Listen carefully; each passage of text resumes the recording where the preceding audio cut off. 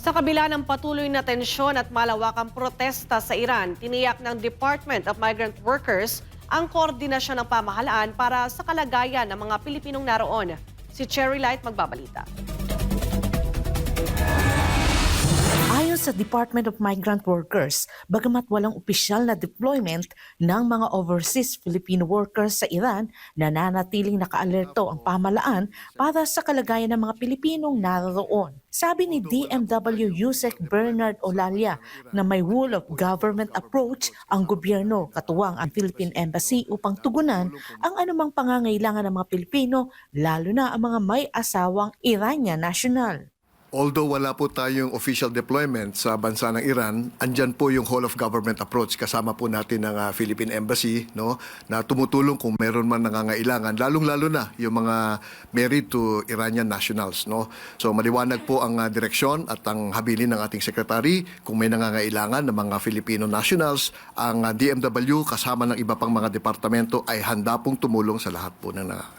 Tinanong din kung paano nakikipag-ugnayan ng pamahalaan sa mga Pilipino sa Iran sa kabila ng iniulat na internet at communication blackout dulot ng kaguluhan. Tama po kayo, may kasalukuyang protesta na nangyayari po doon. No? But before this protest happened, before the blackout happened, meron na po tayong mga GC, meron na po tayong mga contact sa kanila.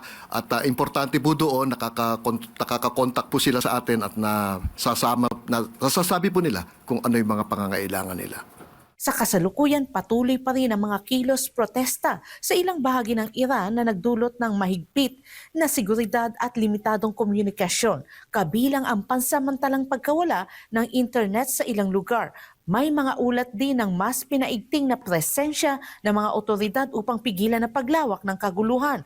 Patuloy rin ang monitoring at koordinasyon ng pamahalaan sa pamamagitan ng Philippine Embassy upang masigurong natutugunan ang pangangailangan ng mga Pilipinong naroon at agad na nakaresponde sakaling mangailangan ng tulong o agarang aksyon. Samantala, ayon naman sa Department of Foreign Affairs, wala pa ring natatanggap na ulat na may Pilipinong naapektuhan ng mga nagaganap na protesta sa Iran. Batay sa pinakahuling pahayag ng DFA, patuloy ang paalala ng Philippine Embassy sa Tehran sa mga Pilipinong naroon na manatiling alerto at iwasan muna ang hindi kailangang paglabas ng kanilang mga tahanan bilang pag-iingat. Ayon sa opisyal na tala ng DFA, may 823 Pilipino na kasalukuyang nasa Iran. Karamihan sa kanila ay permanent residents, kabilang ang mga asawa at anak ng mga Iranian citizen. Para sa Diyos at sa Pilipinas kong mahal, Cherry Light, SMNA News.